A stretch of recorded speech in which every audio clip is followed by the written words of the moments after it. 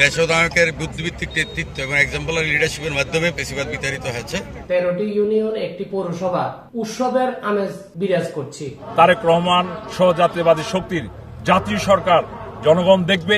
নিঃসন্দেহে আমরা নির্দ্বিধায় বলতে পারি ইনশাআল্লাহ আমাদের চেয়ারম্যান সাহেব এখানে যেই জায়গাগুলি ক্রস করে যাচ্ছে এগুলিতে ওনার বক্তব্য শোনার পরে মানুষের মধ্যে উৎসাহ উদ্দীপনা অনেক বেড়ে যাবে এবং আমাদের ভোটও অনেক বেড়ে যাবে ইনশাআল্লাহ। এটা আমাদের বিশ্বাস।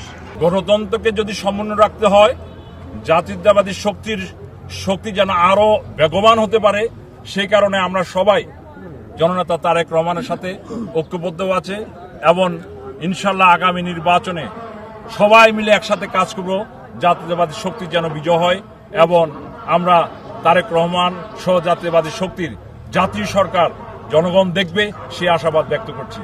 আমাদের দেশনায়ক আগমন উপলক্ষে 13টি ইউনিয়ন, একটি পৌরসভা উৎসবের আমেজ বিরাজ করছে।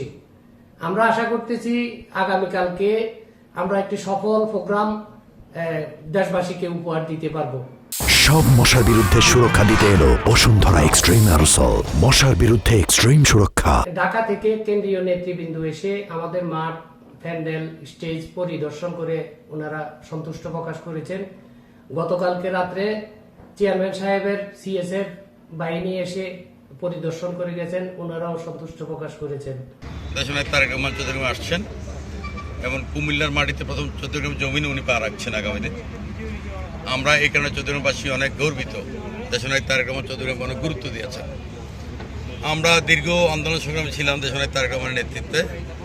আমরা শুধু চৌদ্দগ্রামে নয়, জেলা শহরে আন্দোলন করেছি, ঢাকা শহরে গিয়েও আমরা আন্দোলন করেছি পেশিবাদ বিতাড়িতকরণের জন্য। দেশনায়কের নেতৃত্বে, দেশনায়কের বুদ্ধিভিত্তিক নেতৃত্ব এবং এক্সাম্পলারি লিডারশিপের মাধ্যমে পেশিবাদ বিতাড়িত হয়েছে।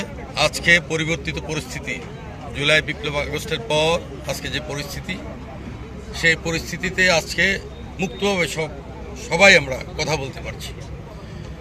আজকে যারা 17 বছর আন্দোলন সংগ্রামে ছিল না চৌদ্দগ্রামে, তারাও এসছে চৌদ্দগ্রামে নির্বাচন করার জন্য। চৌদ্দগ্রামে এসে শুধু তারা নির্বাচন নয়, সাথে সাথে তারা ষড়যন্ত্র করছে বাংলাদেশ জাতীয়তাবাদী দলের বিরুদ্ধে। বাংলাদেশ জাতীয়তাবাদী দলের বিরুদ্ধে ষড়যন্ত্র মানে সারা বাংলাদেশের মানুষের বিরুদ্ধে তারা ষড়যন্ত্র করছেন।